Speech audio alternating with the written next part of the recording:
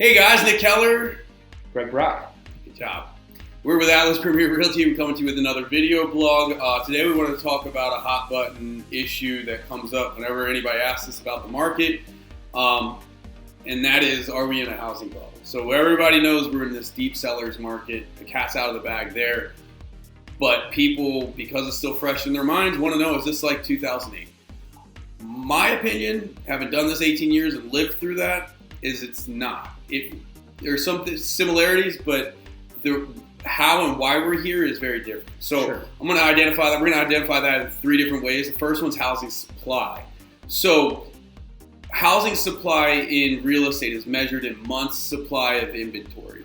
And NAR, National Association of Realtors, they identify a balanced market as being 4 to 6 months. I would tell you, in my opinion, in our area, Maryland, it's around 3.5 to 4 months is considered a balanced market. That's where I've seen it historically over the 18 years that I've been doing it. Usually hasn't gone much higher, and usually if it goes much lower, that's considered a seller's market. Where we are right now is about a month, in some areas less than that supply of inventory. And that means the sales pace would eat up all the current active inventory in a month or less in some areas. And that is dangerously low. Never seen it that low. And that has been sustained for months and months over the last 6, 7, 8 months. So This has been like this. Back in 2005 and 6, leading up to that, the supply was, even though it was a hot seller's market, was still around that 3.5, 4, some places 5 months worth of inventory. So it's still considered a balanced market, even though prices were sky high. Number 2 would be demand, and that's really stemming from interest rates along with a lot of other factors. Right now we have historical low interest rates, and a lot of people are afraid of missing out on that opportunity.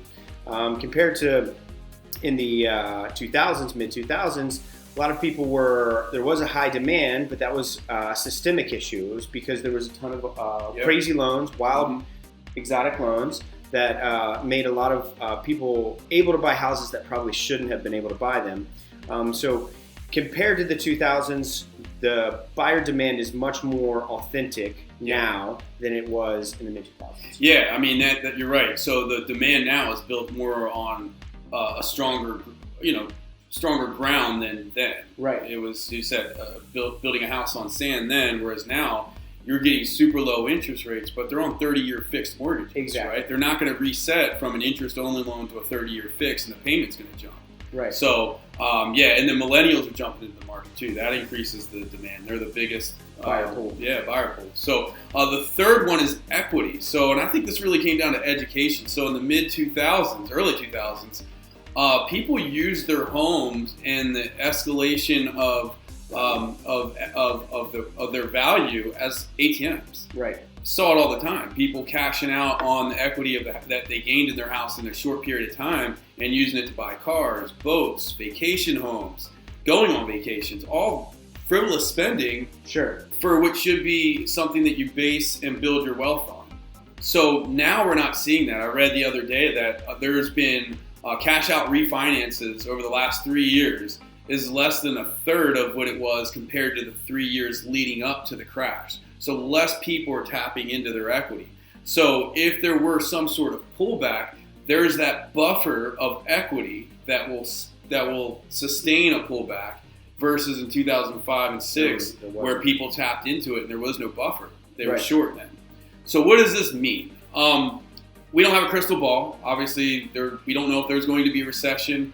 I just think that from a fundamental standpoint in the real estate market, when it cools down, it'll be a healthy, gradual pullback versus the bottom falling out like in 2008. Right. And quite frankly, I don't see that happening anytime this year, and we might not see it into the middle of next year. Right. So, as always, if you have any questions how this might affect you or anyone you know that's thinking of getting into the market, please contact any one of us here at Atlas. We always appreciate the support, and we'll see you next time.